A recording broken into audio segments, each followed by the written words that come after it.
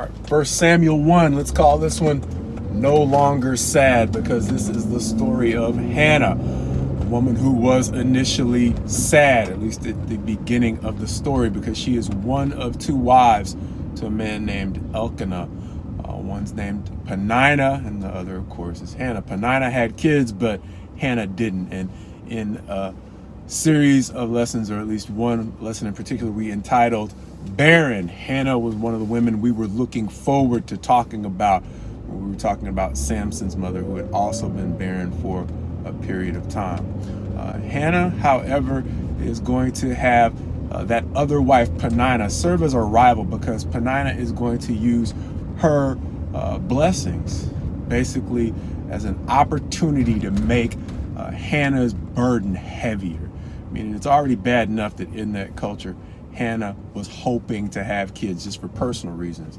But even more, she lived in a culture where her value in many ways hung on whether or not just the normal course of things, being able to have a child, was something that she could appreciate too. And the fact that she couldn't appreciate what was considered to be normal for women of her era made her seem like an outlier. And Peninnah did not let her forget it. But understand, the title is No Longer Sad, because there are some levels of grief that we can go through that can basically make us forget the thing that we want.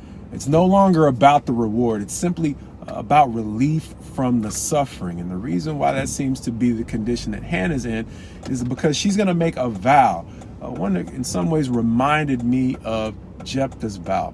But she's going to consciously say, Lord, if you give me a son, I'll give him back to you. And essentially that's going to mark Samuel's life going forward, because she is going to be blessed with a son. She's going to name him Samuel, and she is essentially going to say he has lent to the Lord for his entire life, which is basically going to mean he's given to the Lord. Because eventually when she conceives the child, she's not going to keep the child. As soon as he is weaned, she is going to fulfill her promise, and she is going to give him over to the service of the priest at that time, whose name is Eli, who has two sons, Hophni and Phinehas. And we're going to see in the next chapter a stark contrast between the life of Samuel and the life of Hophni and Phinehas, and their attitude toward their responsibility as current and then future priests over Israel. But understand, Hannah is no longer sad, not at the point she actually is blessed with Samuel, but basically on the word of Eli, who at first believes that she is there, mouth moving, no words coming out, because she is drunk.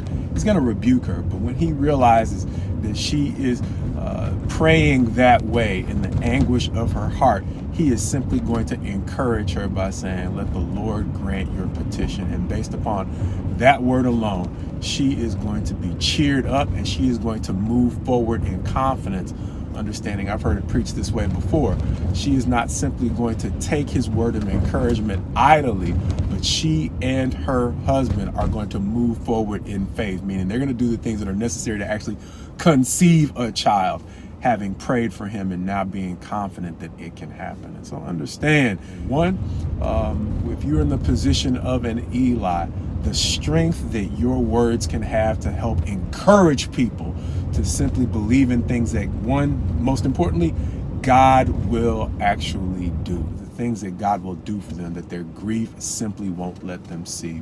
But if you are in the position of a Hannah, and times are so miserable that you cannot see a reason for hope, please understand that in the next chapter, Hannah, after things have gotten better, is going to sing a song that can give us perspective. And her song is going to remind us that no matter how difficult times might be, the encouragement in our down times is often similar to a sobering thought in our high moments, and that is, this too shall pass. And that's what Hannah realizes once her vision is cleared by that simple word of encouragement, rooted in a request that God delights to honor, which is why we often say his best to you as you go forward in him, understanding the things that God is willing to do for each and every one of us, so that we have a basis for confidently moving out of those times in which God wants us to be no longer sad.